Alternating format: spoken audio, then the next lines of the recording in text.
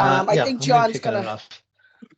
start us Yes, off. I am. Yeah. All right. Welcome everyone to our Celebrating Diversity, Embracing Voices of Experience event. Colin, Stephanie, and our team want to thank you for putting this together, and also want to thank our speakers on this panel, our panelists, I should say. Thank you for doing this today. Just a couple of things is we have a couple of big events coming up in ARMA later this year in September and October, an education event and a golf event. Also, for those of you who are not members of ARMA New England, go ahead and get in there and sign up, get a hold of Ruth, and we'd love to have you join ARMA New England. With that said, again, welcome everyone and thank you for attending. I'm going to hand it off to Mr. Colin Cahill. Thanks, John. Again, thanks everyone for joining us this afternoon and suffering through our first Teams meeting. We'll definitely get better at this going forward. I think many of you have joined us a year ago for our first DEI panel discussion, and that meeting and the feedback we received was amazing. We knew we wanted to do a follow-up meeting on this very important subject, and today's that day. I'm honored to introduce our panel, starting with our moderator and organizer, Stephanie McKinney. If you know Stephanie, you already know that she's one of the most caring people on the planet.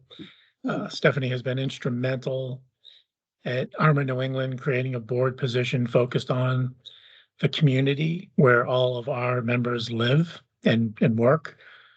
Stephanie and her family are active volunteers, volunteering, helping many different organizations. And for over a decade, Stephanie has also, volunteered as a hospice volunteer and care companion to elders. And I'm very fortunate to consider Stephanie a dear friend. Next up, Ruth. Ruth Adele is also a returning member and a member of the ARMA New England board, returning member of this DEI panel from last year. Ruth is an archivist at the New York Society for the Prevention of Cruelty to Children. My own comment, to me, Ruth's courage and openness has probably educated me more over the last year than I could have ever imagined. I think you all will probably feel the same way at the end of today's webinar. Our next panelist is Nicole Sinclair. Nicole is another returning member from last year's panel. Nicole has been working in the records and information management field for over 20 years. I had the pleasure of working with her for some of those years. Nicole is awesome. She's a single mom, volunteers at her daughter's school's PTA, and is simply a wonderful and insightful person. A little under the weather today, so really, really happy that you're able to make it and speak to us again, Nicole. Next, we have two new members on the panel this year. First up is Jillian Atkinson. Jillian is the Director of Diversity, Equity, Inclusion, and Belonging at Columbia University in New York City. She's also the founder and CEO of Cultural Humility, a very successful coaching and consulting firm. I've only met Jillian recently during our prep sessions for this webinar, and I've been blown away by her passion and insights for diversity, equity, inclusion, belonging. Admittedly, my eyes have watered several times during those conversations we've had in preparation for this. Our other new panel member is Jillian Power. Jillian is CTO of Lambda Legal, an American civil rights organization that focuses on the lesbian, gay, bisexual, and transgender communities, as well as people living with HIV and AIDS. Previous to Lambda Legal, Jillian was the CIO at an AmLaw 200 firm, where she also oversaw our information governance for over 10 years. I was lucky enough to meet Jillian, I think 4 or 5 years ago, and immediately impressed by her intellect. The more we worked together and got to know each other better, I was equally impressed by Jillian's fantastic sense of humor and immense compassion for people. Each of our panelists are amazing humans, and we're lucky to have them with us today. I think today's webinar, I'm almost done. I know this is a long intro, but today's webinar comes at a critically important time. Black History Month ends tomorrow, so March 1st.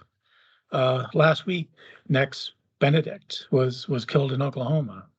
Every day, we hear and read about hateful messages and attacks on civil rights, especially targeted at the communities our panel will be speaking about today.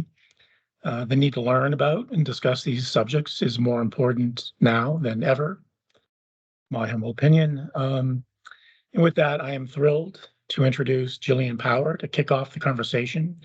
Jillian will be speaking to the state of LGBTQIA+ and HIV+ issues in diversity, equity, inclusion, and belonging.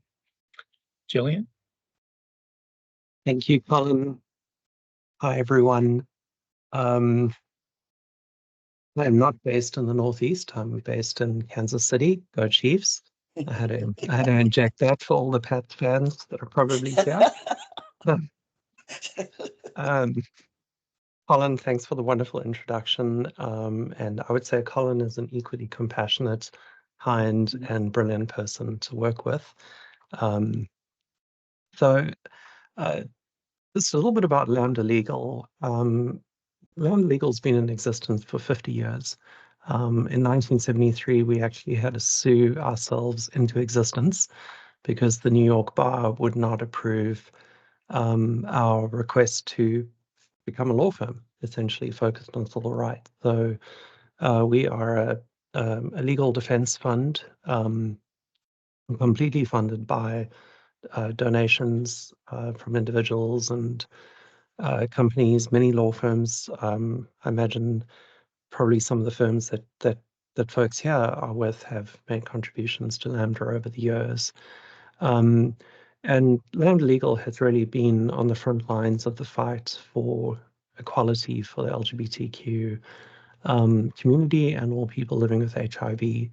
At our most current count, we are involved in over 70 active litigations across the US at a state and federal level, dealing with, all of the areas that we deal with. So I'm sort of one step removed in my role, but get to work with a group of incredibly committed civil rights attorneys and people who are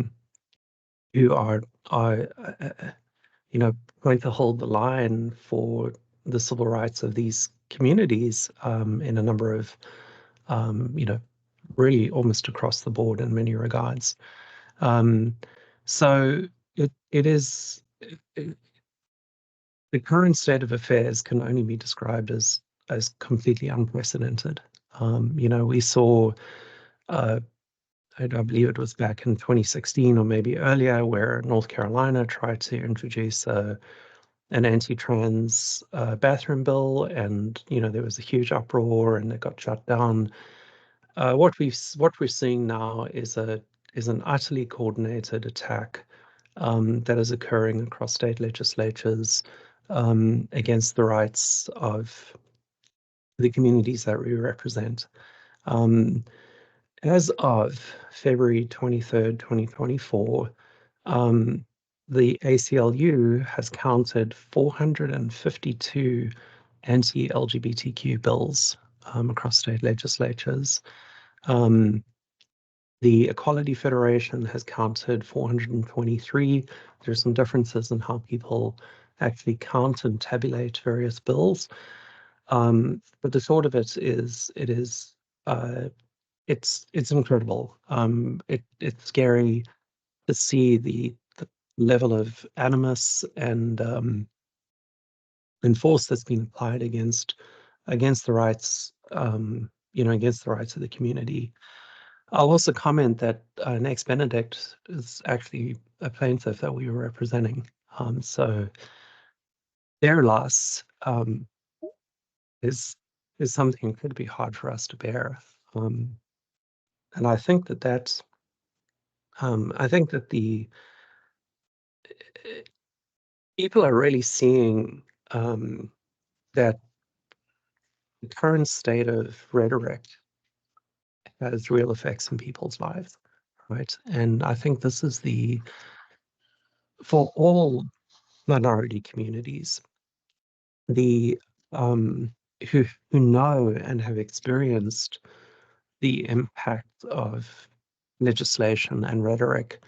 At this time, for organizations that have advanced their own internal diversity, equity, and inclusion and belonging, now is not the time to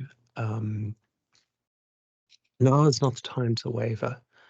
Now is the time to double down on support, because the people that you're working with there are many people that you're working with, and you may not even be aware through their own the way that they show up at work. You may not be aware of the people within their lives who are being impacted through through this current state of the nation, if you like.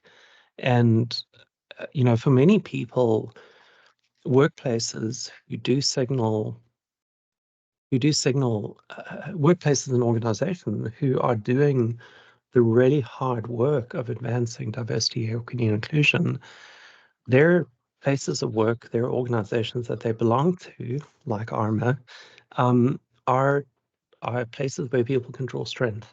And at this time, I think that's more critical than ever, because let's be clear, you don't have to do a lot of digging to draw the lines between these initiatives. The attacks on the LGBT community, the attempts to,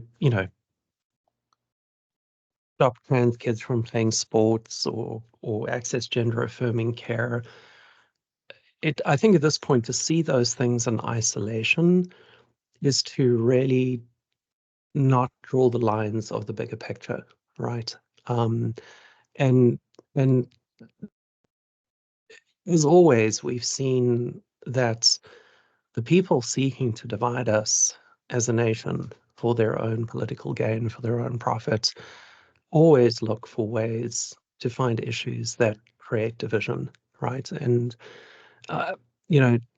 trans people are incredibly easy targets. I'm a transgender woman. I'm very, very out in public and have been out within my personal and professional circles. Not many people know trans people, right? So, and the notion of gender identity is something that is not easy for people always to get their heads around, or they're unwilling to get their heads around it. So, we're easy targets because of the discomforts associated with trans people. But to think that these attempts are limited just to trans people is really to be asleep to the bigger initiatives that are at play. And I really don't want to belabor the point or make this overtly political, but unfortunately it is, right? I mean, unfortunately, these situations are, in my view, attempts to really distract the electorate from the real issues at hand, right? The real issues that impact everybody in this country. And there are a very, very long list. There is not a single documented case of a trans person harming someone because they use the bathroom aligned with their gender identity. Never once. And when challenged, legislatures, can only point at imagined risk, right? I mean, as someone who didn't grow up in this country, I grew up in South Africa, to think that the incredible resources of government, of legislatures, can be directed towards preventing a risk that is utterly theoretical, and to be made a priority of elected official, is just beyond comprehension for its theologicality, but it has purpose, right? It has agenda behind it. So, you know, what's the answer is to do things like this, to become aware, to lend your support as an ally, to donate to organizations that are doing this work. If you're, from the perspective of Lambda Legal, we would not be able to do the work that we do. I mean, we have 29 or 30 attorneys, and our folks are literally tapped out in the amount of work that they're doing. We would not be able to do the work that we do were it not for the support of other nonprofit organizations that we partner with, but also many of the law firms that join us as pro bono counsel. We rely heavily on the e-discovery platforms, for instance, that many firms have, the infrastructure that's available. These are meaningful ways that you can, that you might be able to work within some of the organizations that you're there to provide meaningful resources and commitment to commitment to this. Should it be the priority of the organization that you live in? No, I think I could take up all the time here because I see the issues are so severe, but I think that's a good place to stop. I think that there is hope. As heavy as the situation is now, there is hope. I get to see some of the most brilliant appellate minds in the country who are working on the larger legal strategy of how to ensure that we can hold the line here, that we can actually advance rights for people in the community. And as we know, when things are put in front of a court and they are subject to standards of evidence, standards of standards of examination, that we win, right? And that is encouraging, that we can still have faith in many aspects of the judicial system to ensure that these rights are there. But never for a moment can we rest, because the people that seek to erase us have been at this for decades. They're incredibly well funded, and they're not going to stop. So support us. Thank you for this time to speak. And I'd be happy to take any questions later or provide any other insight. So thank you so much, everyone. Thank you, Jillian, so much for all that information.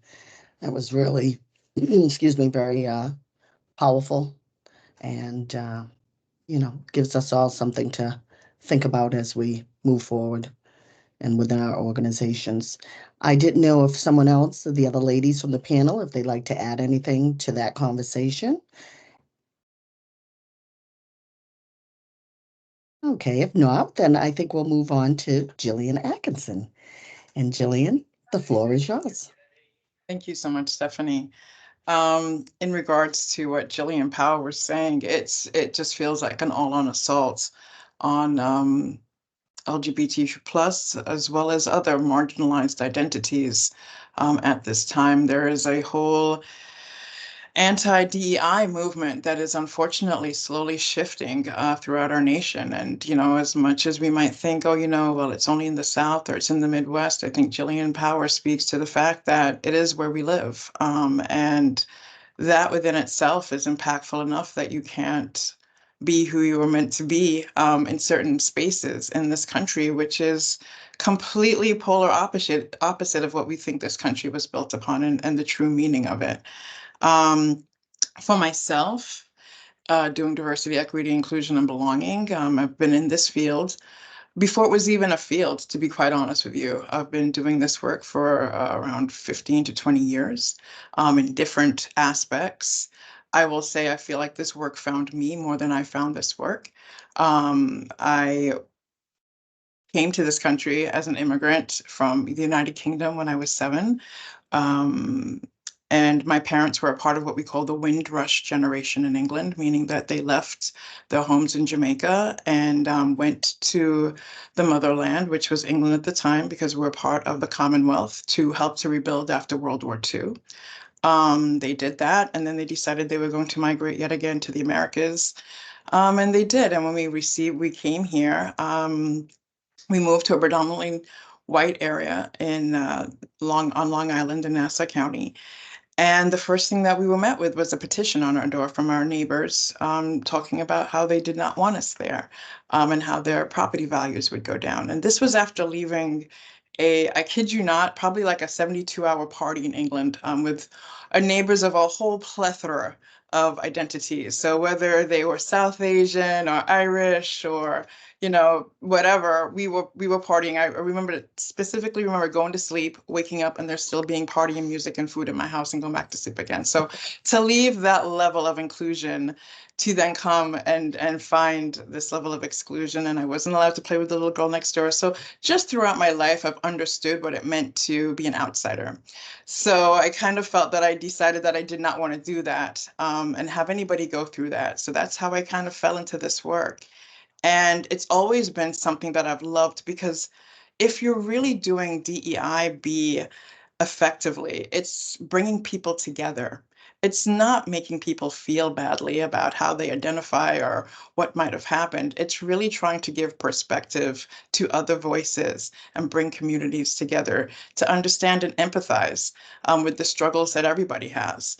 And it's not that anyone is saying that, you know, just because you have this identity, you had it better. We all have our struggles, but I think it's coming to the table and having a conversation like what those struggles might look like. Unfortunately, for many, DEI has become this target and this viewpoint of division, where people feel as if it's the opposite, where now they're co-opting the D to mean divisive, and the E to mean exclusive, and the I to mean indoctrinated, where that was never the intention of this field. It's always to pull people together, especially doing this work in higher education. Most of the work I have done in DEI has been in higher education. Now doing it specifically at an Ivy League school, which is, as you can imagine, extremely targeted, has become challenging. We had a investigation launched from the House of Representatives in November, and we've just received a second letter in February that we're again being investigated. My colleagues, I just learned today, are under attack from the same person that attacked Dr. Gay and the CDO of Harvard. My colleague that I just saw yesterday has been approached that, you know, his dissertation was also plagiarized. And it's just all these little things to kind of pull us down. In 2023, we had over 76 bills introduced throughout the country into different aspects of legislation regarding higher ed and DEI. Most of them were trying to ensure that public schools were not given funding for DEI programs, trainings, and DEI encompasses just a whole bunch of things. It's not just race, right? It is race, it is gender, it is sexuality, it is religion, it is disability, it is everything. So when you just automatically throw the whole of DEI out, it's throwing away the representation of all those individuals and the identities that they carry, and you're letting them know that what their stories are not important, and they do not need to be learned, and they do not need to be heard. And I think that's the most disheartening component of all this legislation, is it's telling these individuals who identify that we don't need to hear about them anymore. We don't need to give them any level of inclusion into our conversations. Out of those 76, 8 of those bills have become law. Where a lot of my colleagues across the country are now having to seek different modes of employment because they're just not able to do the work the way that it was meant to be done. They have had their hands tied where they're not able to say words like critical race theory. As we saw a few weeks ago, that even in Florida, if your child is to read a book by a Black author, you must have a permission slip signed by a parent. It's really a discouraging time to do this work, but as Jillian said, I think we need to consistently push forward. If it weren't so scary, there wouldn't be this level of pushback, right? If people didn't see the progress that we were making and the roads that we were paving to really include and bring everybody to the table the way I personally feel that America was intended to be, there wouldn't be this level of pushback. And I often think, what are they so afraid of? What is it that is so to be feared by having additional voices at a table?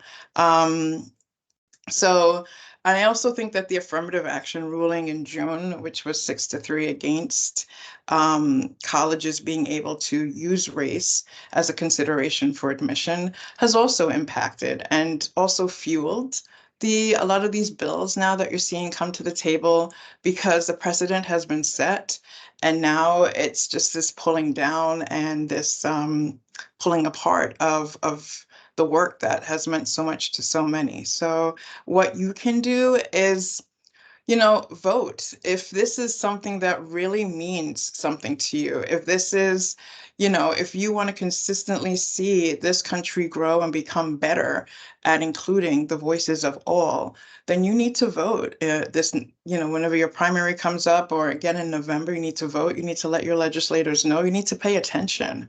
A lot of the bills that are being passed are so insidious that, you wouldn't even think that they would become a problem. And then yet again, when you go, I mean, who would have thought that you're not allowed to give water in Atlanta if somebody's standing on line? But you know what? If it's 85 or 95-degree day, that can be impactful to somebody saying, you know what, it's not worth it. I'm just going to get off the line and I'm just going to, have to get something to drink. So even these little things that can kind of help to move our country forward, I feel as if it's really unfortunately being pulled back. But I still have hope. And even for myself, I just recently told my senior vice president, who I report to, that we might need to change my title, right? I might not need to be called the Diversity, Equity, Inclusion, and Belonging Director any longer. But you know what? It doesn't matter. You can call me head cook and bottle washer. I'm still going to do the work. And I think that's not just the way I feel, but the way many of my feel that it doesn't matter what you call us. This is not, we weren't always called DEI. We were multicultural affairs. We're cross-cultural inclusion. Whatever you want to call us, we're going to keep doing the work to move this country forward. And we hope that you will join us in that work and vote with your conscience. That's it for me. Any questions, please feel free to ask as we wrap up. Jillian, thank you so much. Right? Yes, Jillian. to run.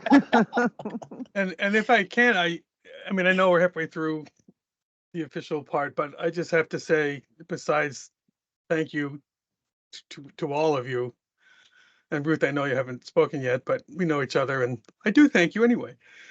I in terms of the breadth or the scope of the problem, Legal Week the other week, a lot of stuff finally came to the fore. None of it was new, but I think this is especially well timed, even for that. And I'm going to use a phrase, don't hate me, I'm just sort of using it for effect.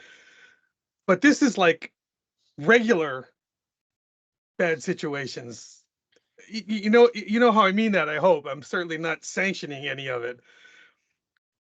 But for me, if there's a silver lining to that, it's something that more people can relate to. It shouldn't take that. But at least it's something that they've seen, heard of, been touched by. In a way, some of these other things may be more academic and thus scary to a lot of folk. I hope that's coming out the way I'm intending it. because it's all just so bad and unnecessary and destructive. So I just wanted to mention the Legal Week stuff in particular, because it's that little strip of silver lining is something that I'm holding on to, and we'll see 2 months from now if anybody's still talking about it, because that's unfortunately what happens with the news cycles. So anyway, thank you.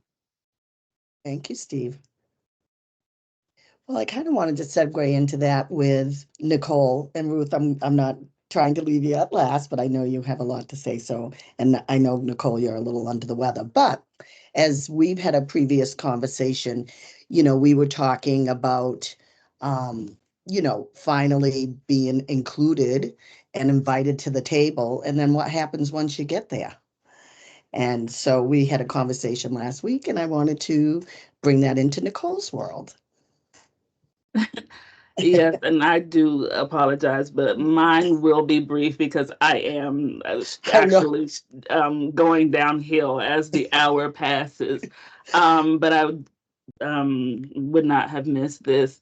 As Stephanie mentioned, we were talking about we are at the table. I'm a manager and I go to meetings and I socialize, will try to, we're here in corporate America all over, but are we really included? I will be honest, to this day, I still feel like an outsider. I still feel like an other, like, people are still uncomfortable, not and I like on a level where they just don't know what to talk about with me. I gave the example, I can be at a lunch at a function or something, and because I do records, that's what people think of when they see me. That's what they talk about. You might talk to somebody else and you're like, oh, your cat, blah, blah, blah. Did you, after you took her to the vet, what happened? But then you see me and you're like, how is it going at the warehouse? And I'm like, I notice it all the time. I get it all the time. And I'm like, I'm more than just the records manager at the firm. I can have regular conversations about, I don't have a cat, but you wouldn't know, or you wouldn't know whether I have one because you never ask. I find myself sometimes if I'm walking the hallway, if I see plants in somebody's office, I love plants. I have plants in my office. So it's a conversation starter for me. I'll just be like, oh, I see you have plants, blah, blah, blah. And they'll engage, but it's me making that effort. I wonder to this day why it is that people feel, again, I just reiterate what I just said. Like, you see me, you think records, you talk to me about records. Like, that's all my world encompasses, or all I can contribute to you. When it's just like, no, I live in America and do things. I, go places and have friends and interests and but no one asks. And I won't say it's no one, but it's so few and far between that I'm just like, again, still in 2024, I have this feeling like, I'm still different to people. I, I I don't have this, I can't engage in the same conversations that you engage in with your other colleagues. And it's just overwhelming. I decided recently not to go to an event, and I remember in a meeting a week or two later, I was told, "Oh, we missed you at the party," and I really, I smiled and was like, "Oh, okay, yeah, I just couldn't make it." But in my heart, I really wanted to ask, "Why did you miss me at the party?" Because I've gone to several before, and you've never even done so much but wave to me. It's just like my presence at the party just adds that number of another African American face there. But I'm not a person that you're interested in actually getting to know. So why did you miss me at the party? Yeah, I mean, I think all of us at different points, marginalized groups and things, we go up against that. Even at my place of employment, I've been there for quite a few years, and sometimes people are still uncomfortable around me, and I can feel it. But I'm a kind of a different person, so sometimes I get up in your face and I'll tell you with kindness to get you to get comfortable with me, and if you keep acting that way, that I push myself up more. So that's just me. That doesn't happen for everyone, but that took a long time for me to feel that way. And as Jillian has spoke, both Jillians, and as Ruth will attest to also, I was adopted and raised in a white community, and I was an outsider, an other. And so, it's been a journey, but again, as we keep moving through corporate America, we need to keep our presence there as we're talking and getting comfortable with new things and new people coming in. So, Nicole, we've had our conversations, and just the coffee talk that we had talked about. Maybe I know it's hard sometimes, but maybe you'd start it and see, and get people comfortable with you, and we can see how that keeps moving. But it is a journey, and we will get there. And we're so thrilled to have you part of our family. So we'll keep that moving along. And we hope you feel better. I don't want to keep you any longer. I know you're really feeling under the weather. So we appreciate you so much for staying and coming in and speaking with us this afternoon. It has Thank been you. my Thank you, pleasure, Nicole. and thank you for having me again. Always. Yeah, I think Jillian Power has a question. I wanted to add on to what Nicole said, that the work of inclusion is daily work for anybody. Well, really for anybody, but most specifically for anybody in a leadership management position, right? We at Lambda we start all of our team meetings with an icebreaker question, something like that. And in a meeting just this week, the question was, tell us about your, tell us about your most memorable spring break, right? And one of the folks in our executive team said, well, they grew up very dirt poor, and spring break was not a thing that they ever experienced, right? It I admire that person's courage for saying that and resetting the expectations around even what is so clearly a question that had no malicious intent behind it, had no adverse intent behind it. But immediately our CEO jumped in and said, because he grew up dirt poor in the Appalachian Mountains, right? He tells this story very publicly and stuff. And that interaction resets it for everybody to say, we have to think harder about how we're including people. And in my own instance, I grew up in South Africa.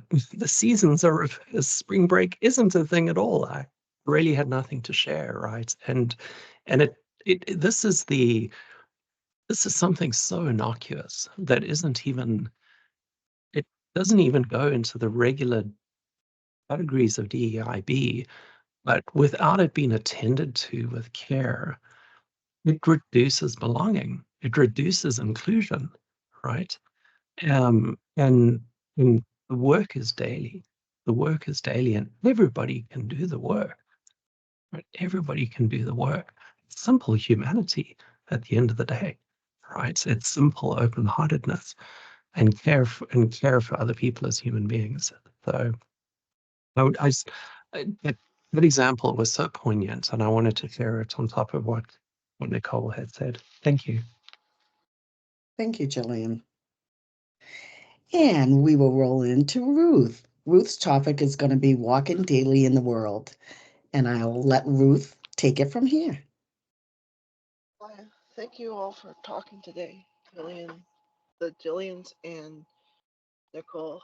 And it's interesting how really either communities want to say and set limits or put something back into a box that's fittable or knowable.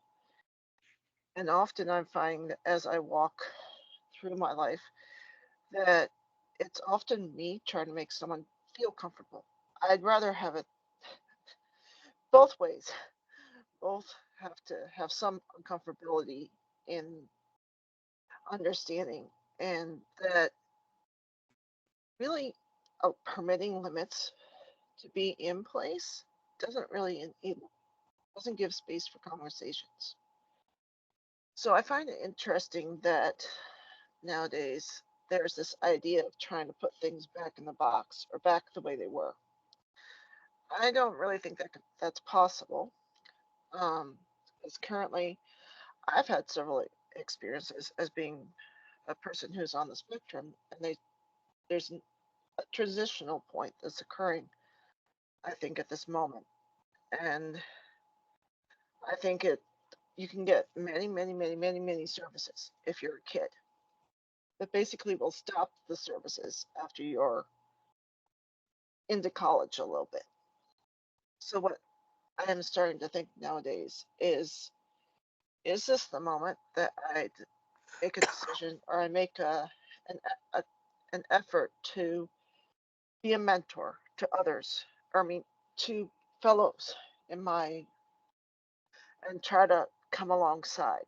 Because I'm learning much that a lot of what I've walked through, others are now doing. And if I'm starting to see this pattern, I am wondering if we need to redefine, revamp, and do some rethinking at this moment of definitions, of word definitions, of even the word other, or the word regular, or the word normal, or even using the word high functioning. Last time and I've said this for the past few weeks, last time I checked, I'm not a volume button. I might be a spice blend, but I'm not a volume button. So I find it interesting that somehow this terminology hasn't transitioned. And someday my real hope is that instead of saying accommodation, you'll just say to me a modification, an adjustment. It might not be a visual thing. It might just be sort of like as though you have a ramp for somebody. For me, it might just be adjusting your language, adjusting your headspace for me to be present. It doesn't take much. It just means a little bend helps tremendously. I am starting to know that I'm going to feel uncomfortable throughout my life. I have no way not to feel uncomfortable except when I'm in my own space. So I'm starting to accept it. Yes, Steve?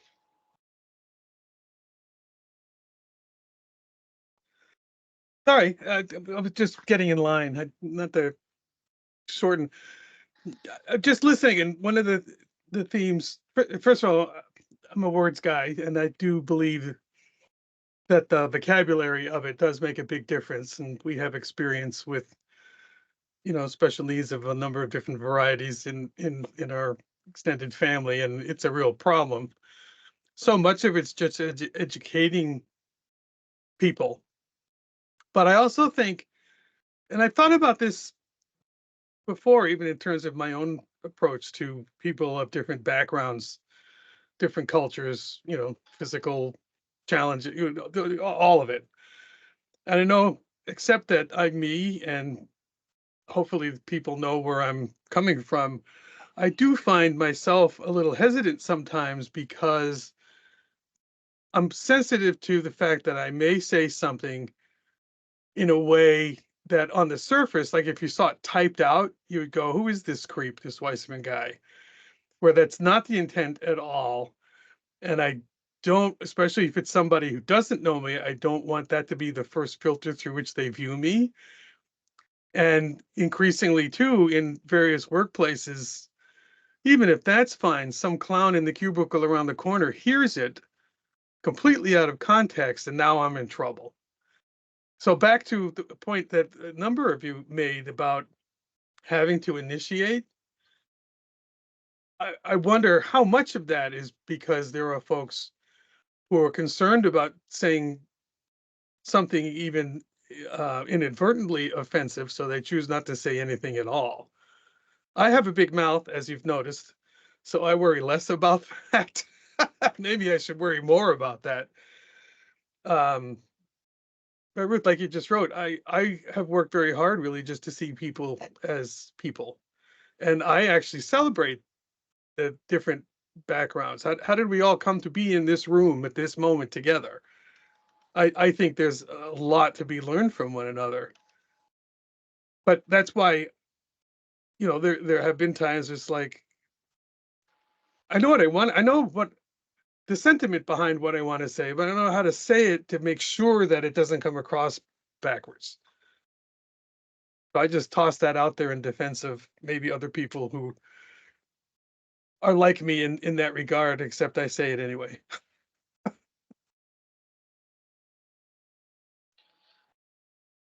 Thank you, Steve. And yeah, I agree with that. And sometimes I think that when I become more aware of who I am, and I think that that's something that's good, but at the same time, when all of a sudden I decide to be me and people see me, it's as though I'm opening a door for the first time.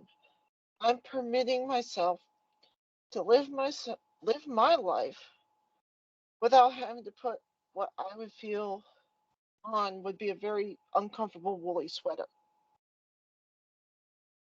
And the words I hear often that I heard during this are other and additional. I'm just wondering if we're all humans, what verbiage do you use? And also, what these terms really seem to set boundaries. Are there ways not to make human beings into equations? I'm not going to equal 4. I might equal something really unique. Why not let people's beauty be present and not say to them, hey, all I'm going to know you for, or what I knew you in the past as, was a quiet mouse. When finally you find your voice, let that person be. Don't put them back. Don't hold them back when they've decided to go forward. I just and just this week again they're coming out and saying people on the spectrum are like are at a high risk of suicide. I'm like, it just really it just gets me to the point of we've spent almost 40 plus years finally getting to this point. I don't want to walk backwards in this lifetime. I just don't understand why not move forwards. Why not move with space? Why not move with grace? Why not move with some ears they're willing to hear? I mean, it's just seems wiser to hear, to be able to engage, and to create platforms and bridges. It just seems so to me. That's just some thoughts from my head. Ruth, thank you very much. I know we're heading towards the end of the hour, so I'd like to open it up to the audience. And if anybody has any questions they would like to ask any of our panelists, please feel free to do that. I think Sue had her hand up. Yeah. Oh, sorry, Sue. Yeah, that's okay. Not a question, but Ruth, I think you just hit the nail on the head with your statement about being willing to engage. I think in order to learn about anyone, you have to be willing to engage. And I think that that is going to be critical to all of us understanding each other. I mean, I'm going to give a story. Jillian Atkinson and I are friends, and we were at dinner. I was the only white person, and with people that did not know me at all. And someone said something that, you know, was racially sensitive, and they went, "Oh, sorry." And Jill went, "No, she's not white." And they were all like, "What?" And they were like, "No, no." You know, and Jill's like, "You have to get to know her. Like, she gets where we're coming from. She understands it. She's open." But it's because I took time to learn about people and I took time to listen. And I think, Ruth, your point about you have to engage is one of the keys to all of this, because if we don't engage with each other and learn from each other, we're never going to move anywhere. Absolutely so. Thank you for sharing. Any other questions for the panel or comments or? Stephanie, I'd like to add something with in hearing Jillian A's story about how her send-off party. I wish I went to that party. I think a lot of people wish they were there. But you could point to the culture and say, well, geez, it's the United States. It's the cultural thing. That's why. But it's not. It's people, you know? It's the big delta, the big difference between how you were treated in Jamaica and how you were treated when you came here. That shows it all right there. What the gap is, it's enormous, and we might not think it's enormous, but it just that gap right there. The way you explain that is kind of shows it all, really. That it's not cultural, it's people, it's how you're treated. You know. So true, John. And I just feel like this country is going to continue to change and become more diverse. And the more we try to resist it, the worse we're going to make it for ourselves and our children and our grandchildren. Like there's everybody brings so much to the table. And when you cut off those individuals, you're cutting off your opportunity to learn more. Yeah, when I'm around Seuss, we talk about Jamaica and she understands the culture and the language, and it's just like I'm talking to any of my other fellow Jamaicans. So and that I have that level of kinship with her after, oh my goodness, how many years, 15 years of friendship. It's a beautiful thing. And I just think if we could all kind of engage in that level of getting to know each other and everything, the wonderful identities that we bring to the table, it would be such a better world. Beautifully said. If we look at the countries that are facing, what's known as the sort of the demographic, or the sort of population cliff, right? Where, two very well published examples are China and Japan, where they're predicting in those countries that South Korea is facing this as well, with population decline. There are countries that are very close to immigration, right? They're very close to diversity, and the absolute energy and success of America has been its embrace of diversity, even if it's been very imperfect in many situations and stuff. Still the net effect of it has been to create a highly energetic, highly entrepreneurial society that has continued and continues to attract people. So these moves to oppose diversity measures within organizations, etc., are ultimately weakening the strength of America as a country overall. And it's very sad to see that it has to, that it's got so intertwined with frankly, I'll call it, with thoughts of white, ideas and ideologies around white nationalism, right? Because if those thoughts and ideologies gain mainstream hold, it really undoes the society as a whole. It really undoes the country as a whole and the inherent dynamism that's there. So I'm just trying to make a much bigger linkage between why the work of diversity, equity, and inclusion is to everybody's benefit. It's to the benefit of society as a whole, because you can look at the countervailing examples where you have societies that are very closed to outsiders, facing massive demographic challenges, and they don't know how to address them, right? They don't know how to address them. We're so fortunate yet that, I mean, people are risking their lives to come here. You know, they're crossing the Darien Gap. And unfortunately, that energy and that vigor is being politicized and derided. It's like, my goodness, if someone can cross the Darien Gap and make it into America, we should welcome them for their, for their energy, and find a way for them to contribute to the society, not demonize them, not fear them, and and the same goes for people that are here. So, I don't have the answers to this, but I wanted to draw some bigger lines as well, because this affects all of us. Thank you. Thank you. I just put some comments in, and what I have started to watch this year and sort of and begin to hear is that really for those who are labeled as or seen as having capabilities that don't necessarily fit, or they're seen as, let's put them as part of a program, often these jobs pay way less than you would ever think.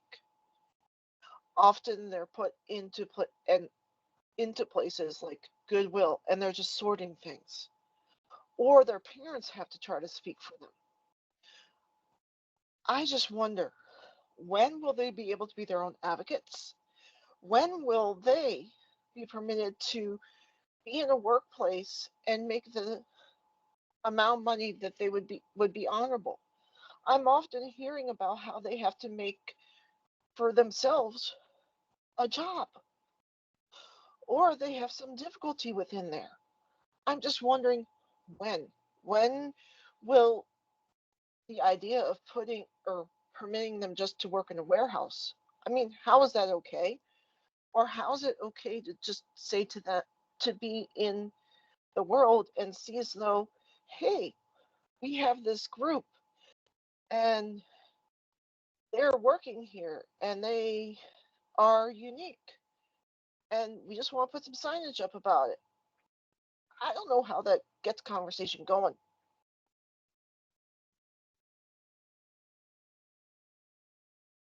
Thank you, Ruth. That's something for us all to think about and how we can move forward. I know we are running a little over time. I do want to thank everybody for joining us today. I thank Jillian P., Jillian A., Ruth, and Nicole. This was such a great hour. We could probably do this all day long. Yeah, we Just could. talking about different subjects and segue into, I'm sure, so many wonderful conversations. We do have a little raffle, and if Meg, if you could throw that up in the chat, just some questions, and whoever answers the raffle questions first will win a prize. We'll do one question at a time, or want me to put them all up there?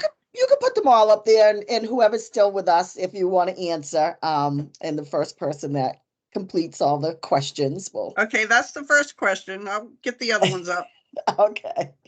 Right. And again, thank you so much to all our panelists. This was a wonderful hour, and it goes by so quick. Yeah. And and thank you to everybody in our audience. We appreciate you coming to ARMA New England's event today. And Colin, I didn't know if you wanted to add anything else. Possibly. And I just want to say, Colin, you're the best, and I enjoy working with you and doing these together. I did love these. Yeah. Thank you. Emotional sometimes, and Yes. I'll add cry on screen today, so I'll add in I'm really proud to have a team like you guys. You're fantastic putting this together, and all the work you do during the year as well. It's quite proud that you guys are on the team. So thank you so much for doing this. We appreciate you too, John. Thank you. And everybody on our board. We got a great board. We were still recording when John said that, right? Just make sure. Yeah, it's still recording. I haven't stopped it. Oh, I thought the recording had stopped. Oh, geez. No, not yet. Oh, boy. I feel like Weissman now, when I say before I think. Wait. Thank you, Wait, Steve. I resemble that remark. I know. That's why I said it. I think it. I just say it anyway, much to my I know, family's embarrassment. I do the same thing, but not as eloquently. Oh, well, here Okay, you go. I'm stopping Yeah, the after they recording.